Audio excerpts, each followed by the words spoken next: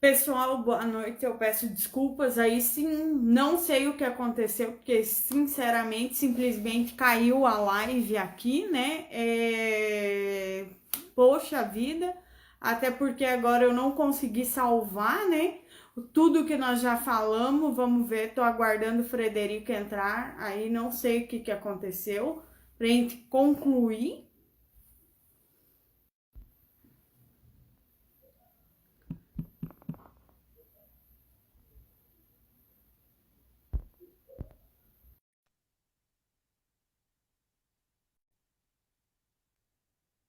Frederico.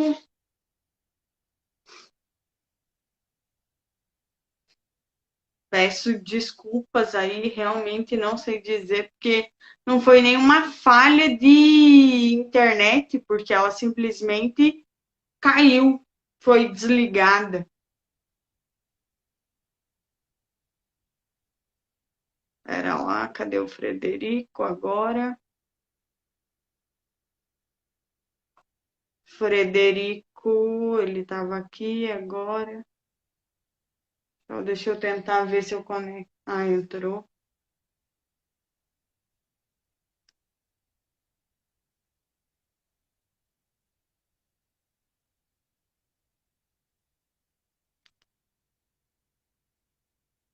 Frederico, você está conseguindo entrar?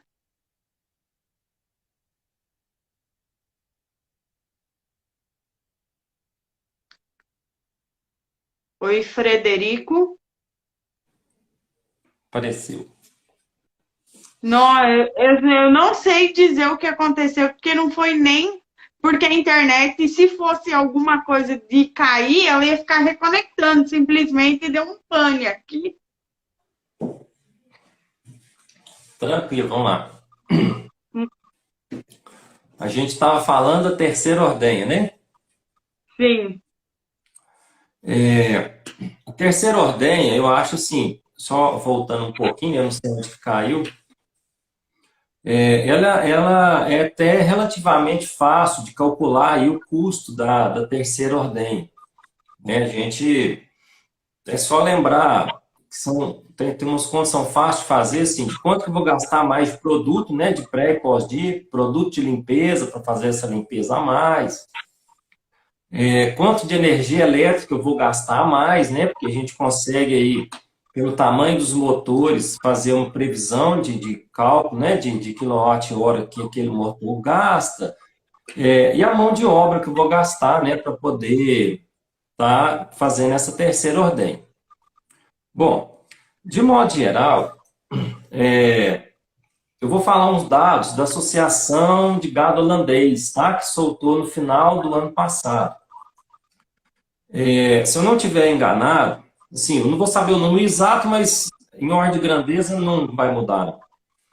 Para os rebanhos confinados, tá, de freestyle e compost da raça holandesa, os rebanhos de duas ordenhas tiveram aí 29,8 litros de média. Os rebanhos, né, de controle oficial. E os rebanhos de três ordenhas, em torno de 33 litros de média, tá certo? Então, assim, o que isso quer dizer para a gente, né? Para os animais de raça holandesa, a terceira ordenha está incrementando em torno de 10% na produção, tá certo? Para os animais de raça holandesa. Então, assim, a gente tem que ter isso em mente. Qual que é a expectativa?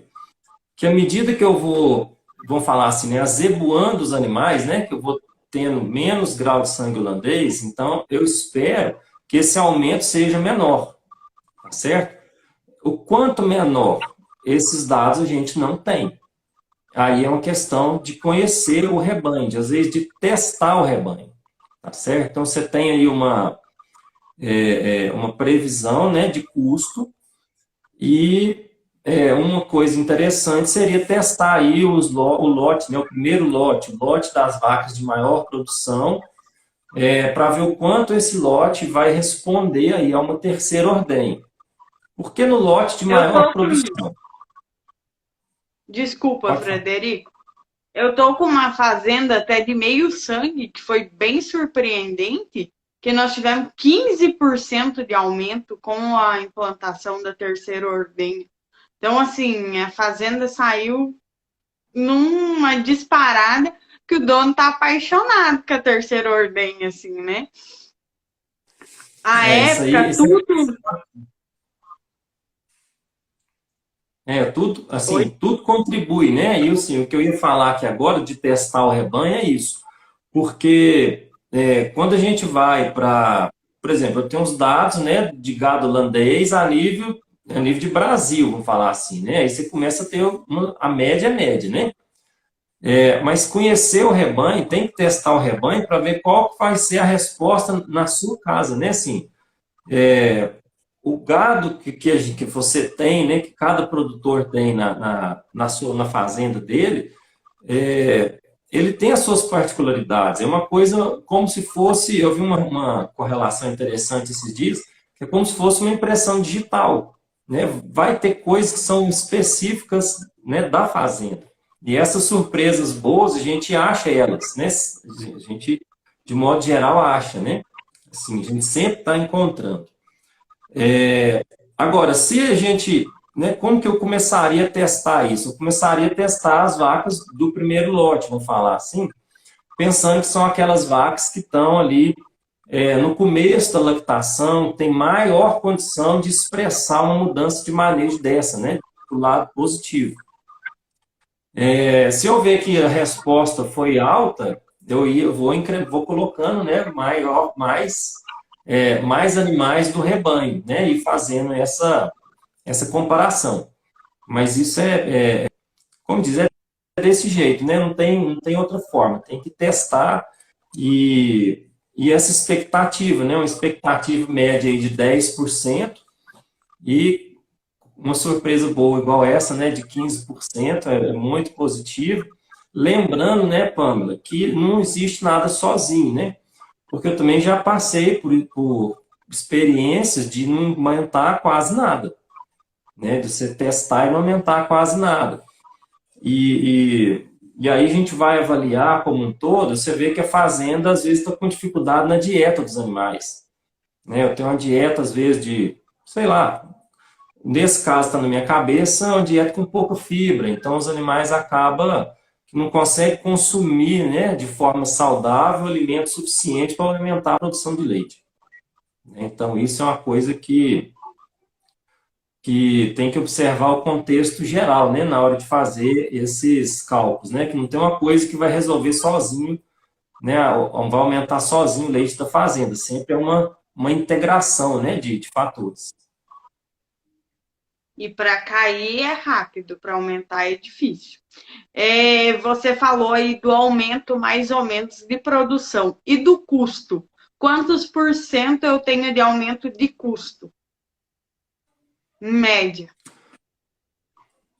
Então, aí esse número, assim, o custo, ele é muito relativo à produção que vai ter, né? O custo, a gente fala de custo por litro, custo geralmente é custo por unidade. Então, dependendo da situação, se eu conseguir ficar com o mesmo custo, eu estou ganhando na escala, né? Agora, em muitas situações, né, quando a gente coloca uma terceira ordenha, eu consigo, às vezes, ter uma redução no custo, não expressiva, né? Mas, por exemplo, você pensar em aumentar 10% na eficiência, se eu fizer isso, né, com o mesmo custo, às vezes estou falando aí melhorar 2 centavos por litro de leite, custo de produção, né, de reduzir o custo até em 2 centavos, 3 centavos, mas de modo a ganhar mesmo a escala, né, não é tanto o aumento ou a redução do custo de produção. Né, porque a gente vai fazer a conta direta, né, o que aumentou de renda total e o que aumentou de custo total. Se essa relação ficar interessante, a gente segue fazendo, no nosso exemplo aqui, a terceira ordem. Se essa relação ela foi negativa, a gente não vai fazer. Isso que a gente está conversando entra naquilo que a gente está falando de estudo do investimento também, né? E essa é do mês, essa é mais direta. A terceira ordem, terceira ordenha me custou lá, sei lá, 400, custou 300 reais lá por dia, por exemplo, por mês. Vamos pegar uma coisa mais. Custou 300 reais por mês e me deixou 400 reais de receita, né, de margem. Então, a hora que eu divido 400 reais de margem pelos 300 reais que eu tive de custo, eu tenho uma relação de 1,3. Então, eu paguei o custo, ainda me sobrou mais 30%, né? Então, isso a gente faz essa avaliação, né, para a gente ver. Se, no caso desse, ficar 1 para 1 é interessante, pode ser interessante, porque às vezes eu consigo aumentar a escala de produção de forma que eu aumente o valor que eu estou recebendo pelo leite por causa do aumento de volume. Então, dependendo da situação, né? Ou terceira ordenha, e o ficar 1 para 1, né? O que custou ficar. Frederico, agora voltou. Oi. Eu não sei Voltou? se travou para mim ou se travou para todo mundo. Oi? Oi, agora eu ouvi. Aqui pra gente é difícil, né? Eu tô vendo a sua internet, parece com dificuldade, mas como eu tô na câmera aqui, eu não sei. Não.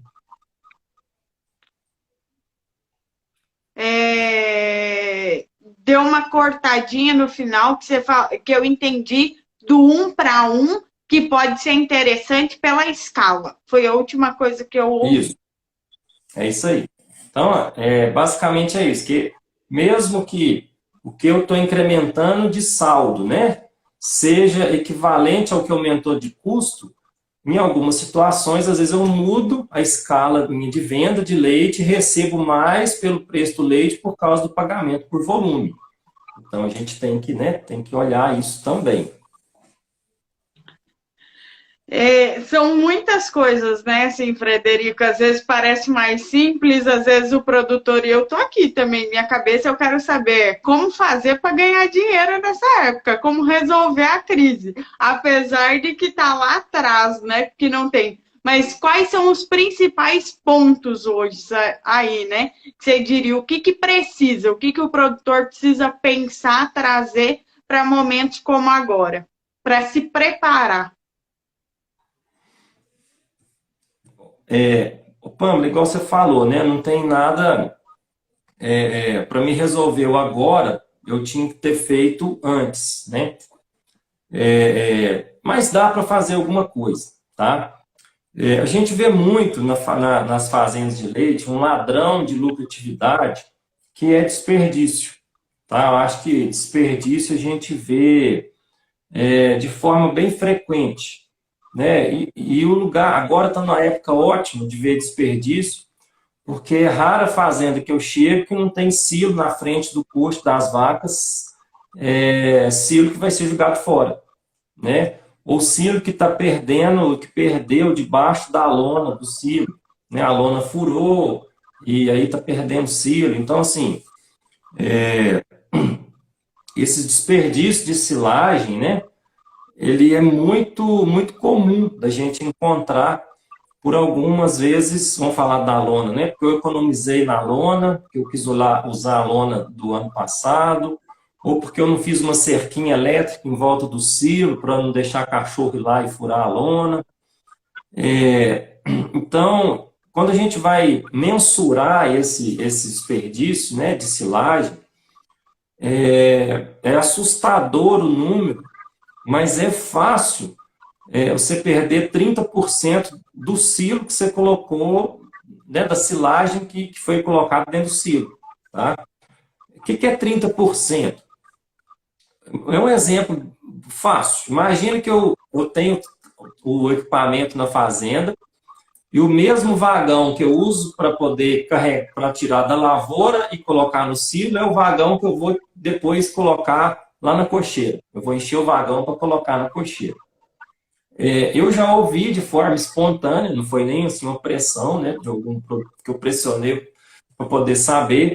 Quando eu comentei sobre isso, né, o produtor falou para mim assim, interessante, que ele tinha exatamente a situação. Pois o ano passado eu resolvi contar, e é normal, assim, eu coloquei 100 vagões de silagem dentro do silo, e quando eu fui tirar, eu só tirei 60. Por que isso acontece? Ele foi me questionar, por que isso acontece? Né? Então, assim, aí eu estou falando de 40% de perda, né? Alguém que mediu. Então, a gente sabe, né, que o processo de ensilagem, você tem uma perda de matéria seca que é normal pelo processo de ensilagem. Mas a gente, aquilo que perde no fundo do silo que eu não consigo tirar, o que perde na lateral do silo, que eu, né, vai ficando lá, eu não limpo a parede do silo todo dia, aquilo vai ficando, aí 3 dias aquilo mofou, vou jogar tudo fora. Essa lona que rasga e perde uma camada em cima do silo. Aí uma coisa que é normal, né? Silo trincheira, arrumadinho, aí o pessoal abre a lona e vai entrando ar debaixo da lona. Aí, à medida que o tempo vai passando, a camada de perda de silagem vai aumentando, né?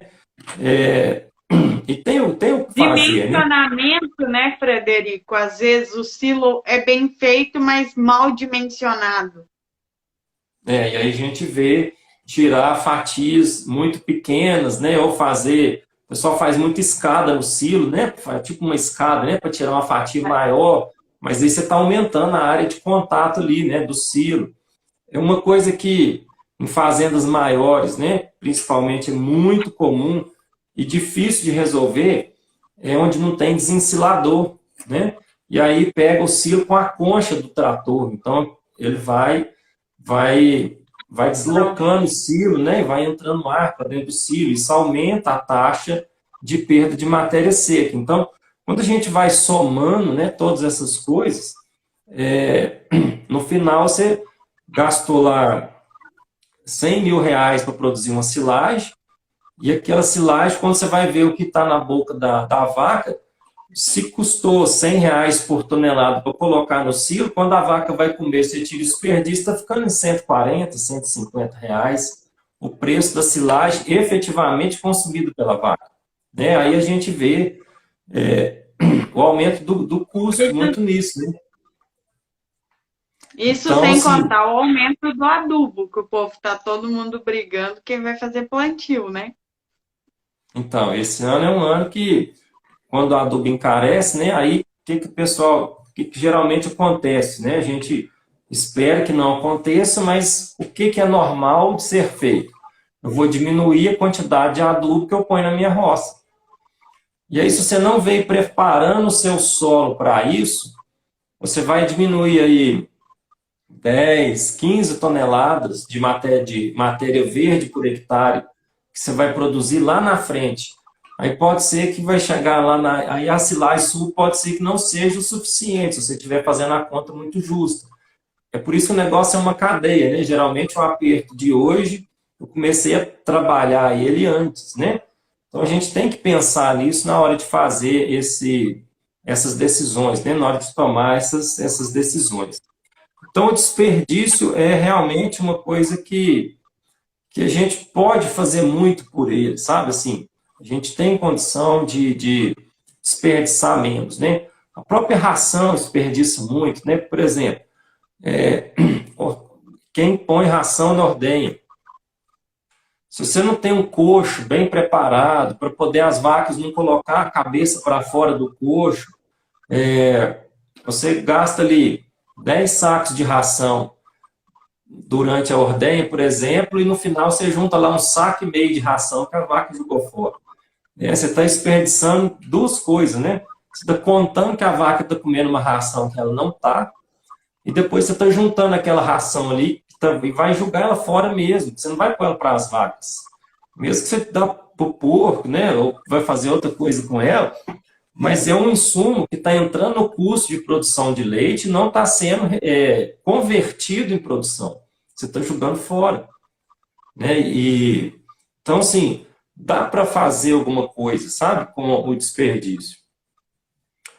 Outra coisa é o que a gente já comentou, né? Assim, a gente acabou de falar das lavouras, né? Da preparação do volumoso. Quanto mais cuidado eu tiver com o volumoso e trabalhar ele da forma que ele deve ser trabalhado, eu vou ter uma melhor qualidade e maior produção.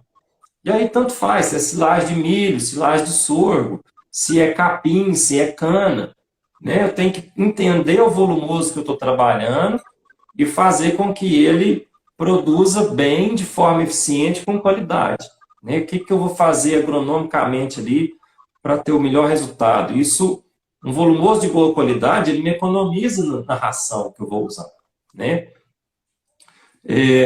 Outra coisa, né? Em tempos de crise, igual agora, acho que a gente falou lá no começo, né? Estrutura de rebanho, né? Os únicos animais que estão produzindo na fazenda são as vacas em lactação, né? Então, assim, é uma ótima hora para não ficar. Vacas que não estão dando lucro, né? Vaca seca, vazia, vaca que deu muita mamite, muita novilha que está demorando muito a parir. Eu estou juntando um tanto de macho na fazenda. Você tem algumas coisas que dá para fazer na estrutura de rebanho, lógico, adequado para cada situação, que vai te aliviar o caixa, né? Que no final, né, das contas, né, quando a gente passa por um momento de crise, igual a gente passou, né, esse princípio de ano, você tem que pensar no caixa, né? O que que eu faço? O meu caixa é eu pagar minhas contas, né? O que que eu faço para honrar os compromissos financeiros? Então, assim, pensar no fluxo de caixa primeiro, antes até do que no custo de produção, né? Apesar que uma coisa vai andar alinhada com a outra, mas procure preservar o caixa da fazenda. Isso é que vai fazer a empresa passar por um momento de crise e sobreviver, né, para pegar a época boa depois. Mais alguma coisa? Olha, tem mais uma Ou coisa, só rezar, só o laticínio aumentar o leite daí? aumentar o preço do leite, né? O preço do leite é uma coisa interessante, que é assim, tem um cliente meu que fala, eu acho muito bacana, que ele fala que o preço de leite é injeção na veia, né? Então, assim, aumentar o preço do leite resolve muita coisa. Apesar de a gente não ter controle praticamente nenhum, né, sobre o preço do leite. A gente, quando está olhando a fazenda, tem que lembrar que eu tenho controle sobre a porteira para dentro, né, sobre os meus fatores de produção internos. O preço do leite, eu vou mexer melhorando a qualidade, aumentando o volume, né? Aí eu consigo mexer alguma coisa no preço do leite. Mas quem realmente põe preço no leite é o mercado, né? Isso aí não tem dúvida, né? A gente não tem muita coisa para fazer. Mas que quando aumenta ajuda, isso é fato, né? Mas ajuda mesmo ou disfarça? Eu acho que essa é uma boa pergunta para terminar. Que entra o preço e o volume de leite. Aumentar realmente ajuda? Porque Pode completar, porque não, é porque muitas vezes o produtor só pensa na escala, né? Que acha que só aumentar a escala. Mas e se ele já está com um problema? Esse aumento de escala, tanto que ali no começo, quando ele estava ali com, né, que eu pedi o número de rebanho, todo mundo falou 100 vaca em lactação. Aí eu vi um produtor, o Nilson, que tá aí, que é gerente de uma fazenda, ele já colocou 600 vacas. E aí eu queria saber, ter 100 vacas é melhor que ter 600? Ou ter 600 é melhor que 100? Porque às vezes o pessoal só pensa nisso, né? Em aumentar o número. E o que eu tenho que aumentar para aumentar a receita? O importante, isso, quem paga as contas. isso aí, Pamela, é muito interessante, porque o que vai manter a fazenda, a empresa viva, é o saldo, não é a receita só, né? Não quer dizer que uma fazenda de 600 vacas, vou usar só os números que você falou aí, pode ser, tá, que talvez ela esteja sobrando menos do que uma fazenda de 100 vacas, por exemplo. Tá? Então, assim, eu vou dar um exemplo meu, de cliente meu, que eu lembro de cabeça. Já teve anos, por exemplo, de forma nominal mesmo, cliente meu de média anual aí de 200 vacas em lactação, sobrar mais dinheiro do que um cliente que tinha 400 vacas em lactação. tá certo? Então, sobrar mais dinheiro mesmo, não em percentual não, mais em valor absoluto, tá certo? Por que isso acontece? Isso acontece porque não é só a renda, não é só a escala que manda, né? A gente depende muito do fator interno de produção, da porteira para dentro. Como que eu faço, né, o meu dever de casa? Então, assim, não é só a escala, não é só o volume que vai fazer diferença, tá? Então, assim, tem que estar olhando os indicadores, tá sempre identificando os pontos de melhoria e tá aí numa evolução constante, né? Uma melhoria constante de redução de custo, de procurar aumentar a eficiência, né? Que não quer dizer que a gente tem que lembrar que a gente sempre tem que trabalhar pensando em lucro máximo. Não é em custo mínimo e não é em renda máxima, é em lucro máximo, é o que sobra, né? E aí isso, né, vai depender, né? 600 vacas é bom ou não? Para uma fazenda do mesmo tamanho pode ser bom e para outra fazenda do mesmo tamanho pode não ser tão bom, né? Vamos imaginar que eu tenho uma fazenda de 700 hectares, ali na região, por exemplo, de São Paulo, ali na região de Ribeirão Preto, né, de São José do Rio Preto, onde eu tenho as terras melhores, vamos falar assim, né, no Paraná, em Castro, no Paraná, onde eu tenho terras muito, muito boas. E eu tenho uma fazenda de 700 hectares, né, numa região menos valorizada, por exemplo, na zona da mata, por exemplo, ali, né, Governador Valadares. O jeito Vai de pegar. trabalhar. Hã? Brinquei que o povo vai pegar seu pescoço se você falar que é menos valorizada aí. Não, mas eu estou falando assim, em Sim, questão de valor de terra mesmo, né? Assim, o que uma sim. fazenda precisa remunerar numa terra mais cara é diferente do que ela precisa remunerar numa terra que é mais barata. Isso acontece dentro do município, né? Vamos fazer mais perto. Né? Eu estou aqui no centro-oeste de Minas, aqui eu tenho terra de 30 mil reais, 50 mil reais o hectare e ainda tem terra de 10 mil reais o hectare, 15 mil. Né? Então, Um assim, exemplo, na minha terra, no Paraná, o povo já vai falar assim: vaca é só onde não caber soja ou milho. É a conta que o pessoal faz. O leite ali, principalmente a região de Cascavel, ainda é muito familiar por isso. Porque ele entra só na terra que o pessoal não conseguiu agricultar, né? é isso aí. Tá? Por quê? Porque a soja, o milho, vai dar mais por hectare do que o leite. Né? Assim, nessa condição, né, Hoje, onde não tem jeito de plantar, provavelmente a soja e o milho está dando mais do que o leite. Porque se o leite estivesse dando mais renda por hectare do que a soja e o milho, o movimento seria o contrário. Né?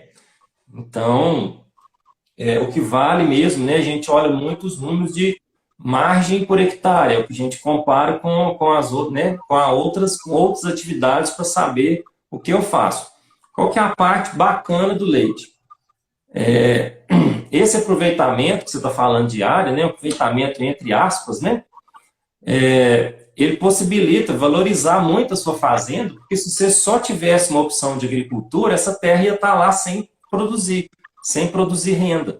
Né? E você pega e consegue, numa uma terra menos mecanizável, vamos falar assim, tirar uma renda boa, né, nessa terra, né, nessa fazenda.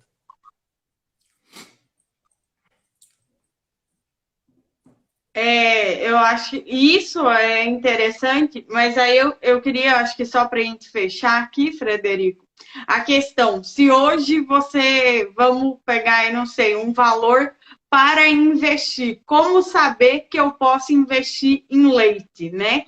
Que margem que eu posso esperar? Comprando uma fazenda ou herdando uma fazenda, quanto que eu invisto ou o custo-oportunidade, vamos dizer assim, sem dizer que eu vou comprar a terra. Eu herdei a terra. E aí?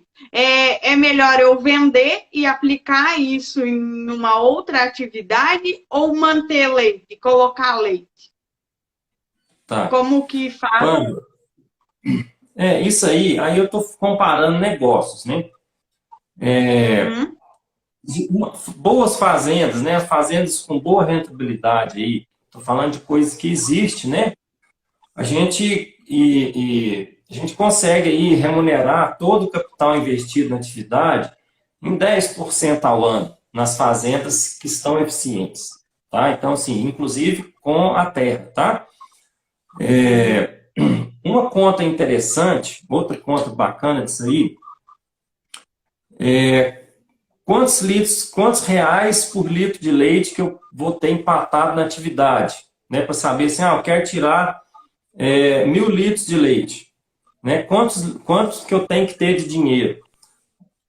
Aí, fazendas, é isso tudo que eu estou falando de indicador, tá? De números que são possíveis de ser alcançados. Boas fazendas trabalham hoje com até R$ 1.200 de capital empatado por litro de leite. O que significa isso?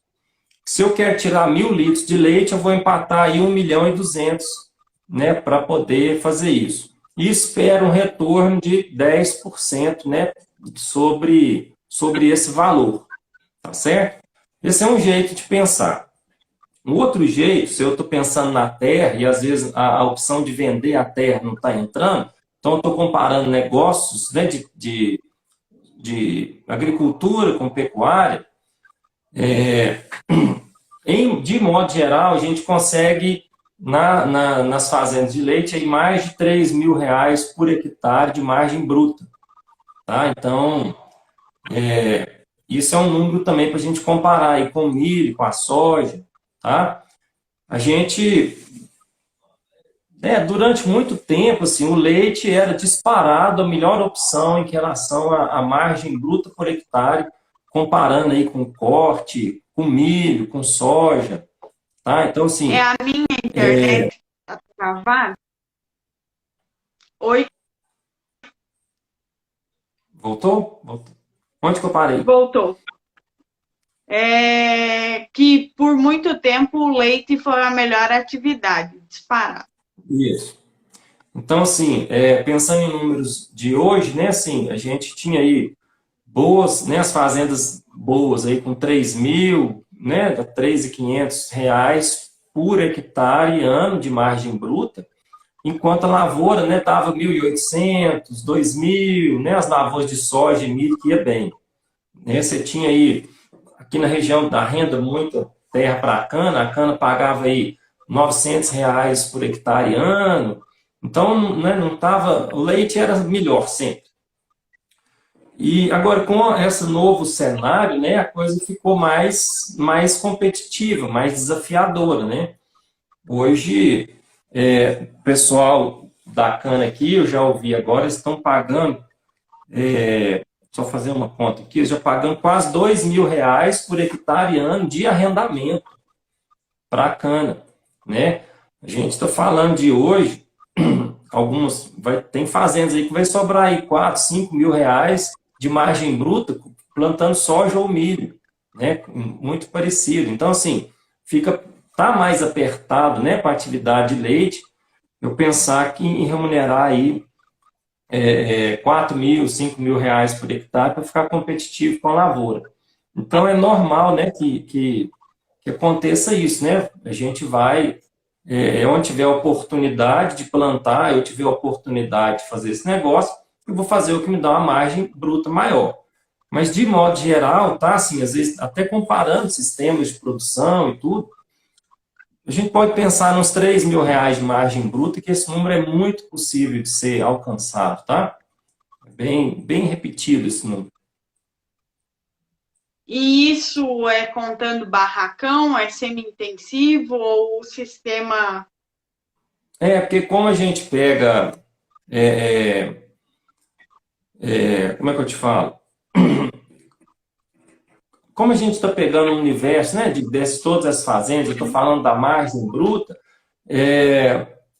aí a margem bruta por hectare, esse aumento de custo que tem com o barracão, você acaba suprindo ele pela receita e tem uma margem, né, parecida, vamos falar assim.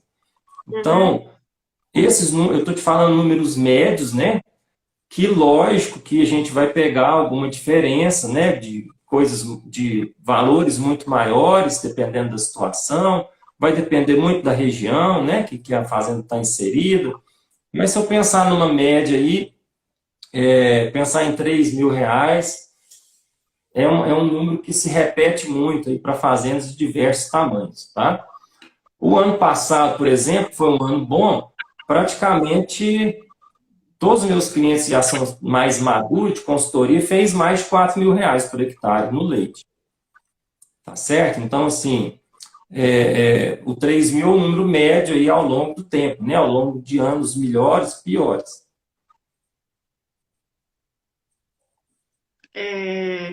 Tá me ouvindo? Agora estou. Nossa, essa internet tá uma benção, Frederico. Mil desculpas. E aí, eu acho que assim, agora para concluir mesmo, a questão que é o futuro do leite aí, financeiramente, vai ser muito bom, vai ser bom ou dá para plantar soja, quem conseguir? Porque tá na hora de vender. Tem um cliente meu que falou esses dias. Pô, acho que eu vou aproveitar o preço dos animais que decolou, vou vender tudo, e aí, o que faz? Essa é uma ótima pergunta, né? Mais uma vez, sem uma resposta assim, fácil, né? O que vai acontecer, sem dúvida? Vai ficar na atividade e aproveitar, né, a renda, porque assim, essa margem bruta que a gente está falando, ela tende a acompanhar, tá certo? Assim, se o milho e a soja continuar tão bom assim, vai ter ajustes no preço do leite que vão fazer com que a margem do leite ela vai mudar de patamar, ela segue acompanhar o mercado, porque se não acontece isso aí que você acabou de falar. Alguém que tiver na dúvida vai sair da atividade. Então, assim, isso só quer dizer que a profissionalização, e principalmente na parte de gestão de custo da fazenda, gestão de fluxo de caixa, gestão dos indicadores, né? Isso aí vai sair na frente quem estiver fazendo a gestão melhor. Né? O que é a gestão? É você ter os dados, né, de uma forma bem simplista. Uma gestão, uma coisa assim, é uma evolução constante. Gestão sugere ação, né? Então não tem nada estático. Assim como o conhecimento vai mudando e vai aprimorando, a gestão de todo o negócio também ela vai aprimorando. O que é estar de olho na gestão de forma simples? É estar sempre os números. Frederico? Oi, Pamela. Oi. Agora voltou. Aonde que eu parei? Na gestão, que gestão é constante e profissionalização dos números.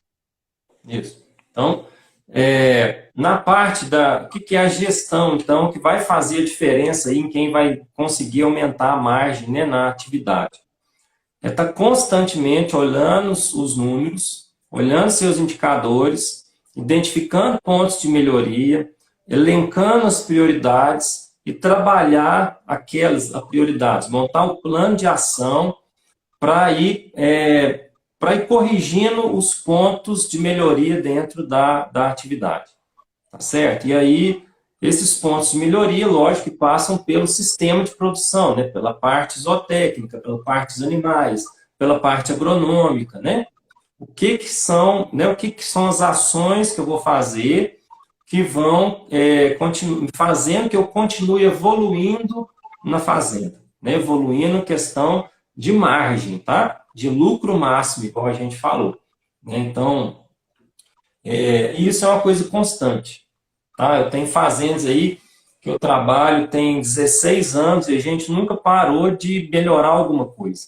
Né? A gente, mesmo o sistema de produção sendo o mesmo desde 16 anos atrás, a gente sempre está evoluindo, né, e sempre passando por desafios de evolução que fazem com que a gente continue crescendo, né, de forma de forma contínua, né? O crescimento não é só em escala de produção. Eu começo a crescer depois na genética dos animais, eu começo a crescer quando eu começo a reduzir custos de produção que são mais específicos, né? Que são menos representativos, né? Mas que fazem diferença. Então, a evolução é constante. Isso aí é uma coisa que vai fazer diferença. E nisso, agora realmente nós vamos fechar, mas a questão é que eu quero trazer que uma das certezas é que com essa crise a qualidade do leite vai melhorar, vai entrar mais dinheiro, porque o povo está matando vaca velha mesmo, né? Que já entra gestão e traz um benefício para a qualidade, isso é excelente. E o outro ponto que eu queria agora é só que você desse uma pincelada para realmente a gente comprovar que qualidade do leite não é o que a hora de economizar, né? Porque aí do seu número, o que você vê de investimento? O que as fazendas suas maduras têm investido e o que tem colhido com qualidade do leite? Porque o pessoal esquece de mexer na dieta, que às vezes está lá 50% de impacto, e aí ele acha que é o pós-dip que está matando ele, né? Aí ele fala, não, mas não tem um pós-dip mais barato, mas eu não consigo trocar os produtos? Isso aí a gente passa muito, né, Pam? Eu acho, de modo geral, são, mais uma vez, pensando na média de números aí, a gente gasta nas fazendas que estão investindo muito, né, na parte de qualidade. Quem faz o dever de casa direitinho, gasta aí em torno de 3 centavos por litro de leite com a parte de qualidade do leite, tá? Se eu pensar num custo de produção de leite, eu não vou falar o mais baixo, não. Um custo de produção aí de 1,50, por exemplo, eu estou falando que a qualidade, né, para mim, o custo que eu tenho com a qualidade do leite, para me ter ela recebendo o máximo aí de CBT, recebendo uma remuneração de CCS, e aí não tem jeito, né? Cuidando da saúde dos animais para ter um bom índice de gordura e proteína. Mas vamos voltar lá só na CBT e na CCS, que está relacionado direto com a ordem, com os custos diretos. Eu estou falando de gastar 2%, né, do custo de produção todo, 2% está relacionado com qualidade de leite. 2% ou 3 centavos que a gente falou, dependendo do que você fizer em CBT e CCS, você vai pegar muito mais do que o dobro disso, né, só por litro de leite mesmo em aumento de renda, né? Então, assim, vamos pensar que a CBT é uma coisa mais tranquila, né? CBT eu pego o valor máximo, mas eu estou com uma CCS de 600. De modo geral, quando eu consigo trazer a CCS de uma faixa, às vezes, porque alguns laticínios acima de 400 já tem uma penalização, né? Você já começa a perder centavos, e outro ainda está numa faixa neutra. Mas quando eu consigo trazer isso aqui para 300 de CCS, que também não é nenhum absurdo, eu consigo aí só nessa CCS puxar, na maioria das vezes, de 4 a 5 centavos, trazendo ela aí de 600 para 300, né? Na maioria das escalas de pagamento aí dos laticínios. Então, aí, como diz, o 3 centavos de custo que eu estava falando é do custo total, né?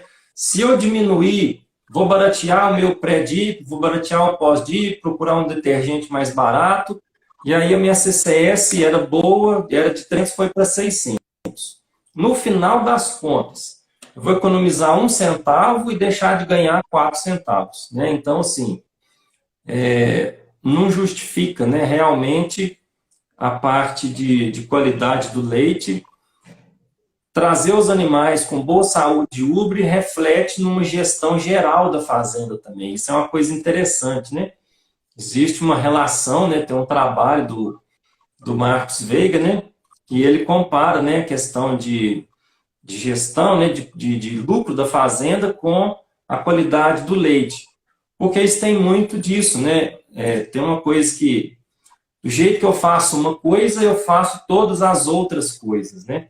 Então, se eu começo a ficar meio lambão ali na qualidade do leite, não achar que aquilo é importante, eu acabo ficando meio lambão nas outras coisas, aí meu desperdício aumenta, eu vou economizar o adubo na hora de plantar o silo, né, de hora de plantar o milho para silagem. Então, essa relação, assim, a menor das preocupações, né, seria, lógico, né, eu não estou querendo falar que não é caro, né, pagar um produto bom, não estou falando que o desembolso é insignificante. Mas quando eu penso no global, né, em todos os custos da fazenda, ele não representa, né, o suficiente, né, vou falar assim, ele não vai quebrar nenhum produtor fazer bem feito a parte de qualidade do leite, né? Na verdade, isso tende a transformar e melhoria de outros setores da fazenda, né? Vamos lá para mais um exemplo, né? Tem cliente meu que a gente começou, né, insistindo, trabalhando muito a parte de qualidade do leite, e hoje, depois que isso já está bem consolidado, a mortalidade das bezerras no bezerreiro diminuiu absurdamente, né? O que um bezerra no bezerreiro tem a ver com qualidade de leite? Né? Mais ou menos aquilo que eu falei, né? A hora que eu vi que eu consigo fazer bem uma coisa e ter resultados, eu passo a ter coragem para olhar para outros setores da fazenda com o mesmo olhar de cuidado. E isso me gera uma renda melhor no sistema como um todo, né? E não só no leite, no preço, no pagamento do leite. Então é muito interessante isso, né? As fazendas que olham com carinho para a qualidade do leite, né? Que tem ali uma meta de melhoria, elas acabam melhorando outros setores da fazenda porque vê que, né, que isso faz bem, né? Faz bem para o lucro da fazenda. Com certeza, até porque não está dando leite de descarte para bezerra, retira, economiza antibiótico no bezerreiro, na sala de ordenha, então tem muitos lucros envolvidos, né? Tem muito lucro. Frederico, só tenho a agradecer, aprendi demais, estava com muitas dúvidas, foi muito bom, muito bacana, assim. Peço desculpas aí, pessoal, de novo, teve algum problema com a internet aqui, ficou cortando um pouco, mas assim, foi sensacional, agradecer a sua disposição para vir aqui, né, novamente, então assim, e foi muito bacana, é isso, quero né, deixar o espaço aí, você deixar sua mensagem final, agradecer a todo mundo que esteve aqui presente conosco, e é isso. Ô, Pamela, eu que agradeço, viu? É uma honra, né, poder estar participando aí da live com vocês, né, partilhando aí no canal de vocês, né, que só vem professor, só vem gente fera mesmo aí, né, poder conversar. E a gente está aqui, né, assim, no dia a dia e trazendo uma experiência nossa, né, já para um pouco compartilhamento mesmo, então a satisfação é minha, né, o prazer é todo meu de poder estar participando. Essa conversa faz a gente ver que eu não falei quase nada, né, a gente ficou alguma coisa e pelo tanto de coisa que acontece que a gente podia ter falado, a gente acaba falando pouco, né, uma hora e pouquinho, no final a gente fala bem pouco, né, do tudo que a gente vivencia aí no dia a dia. Só aproveitar, né? A gente está fazendo, estou fazendo um trabalho, a gente deve estar concluindo nos próximos dias, um trabalho que, junto com o pessoal do Movimento Agro, tá? Que a gente está gravando, eu estou fazendo um planejamento para um produtor, e a gente está gravando a execução do planejamento, que a gente vai disponibilizar isso no canal do YouTube nosso. Tá? Então, assim, daqui uns dias, né, nas próximas semanas, já vai estar lá no meu canal também, essa parte do planejamento, que entra muito nisso que a gente falou aqui, de o que que eu tenho que olhar para poder começar uma fazenda do zero, tá? Então, a gente está fazendo isso, e, no mais, né, agradecer mais uma vez poder estar participando aqui e a gente vai conversando. Tá me ouvindo? Voltou? Acho que só travou, mas deu para ouvir aí até o final. Quero agradecer. E como você falou aí que 1 hora e pouco é pouquinho, né? Fala pouco do que faz é porque trabalha muito, né? Então, porque tem muitos pontos e realmente uma coisa vem trazendo a outra, né? A gente aí, assim, vai para lá, vem para cá, né? E o que fazer, agradecer mesmo. Foi muito bom, né? Trouxe às vezes a gente fica aí o pessoal debatendo porque fazer qualidade quando o produtor não está satisfeito financeiramente, não tem como dar certo, né? Então, tudo é um conjunto, né? Então, assim, uma coisa vem trazendo a outra, né? A roda da bonança ou da desgraça, né? Porque quando uma coisa começa a dar errado, vem desaba ou anda, né? Então, assim, isso é bacana, agradecer todo mundo. Eu vou disponibilizar esse final aqui, eu vou ver como que ficou a conexão, né, Frederico? E aí eu te passo, nós te marcamos aí. Agradecer a todo mundo. E terça-feira que vem, né, nós temos live de novo, então terça-feira que vem Flávia Fontes, e aí ela vai falar do perfil do consumidor, né? Que é para quem nós temos que levar produto de qualidade, esperamos que ele tenha dinheiro para pagar um pouquinho melhor, para nós, né, sobrar uma fatia maior aí. Muito obrigada, pessoal. Boa noite e até mais.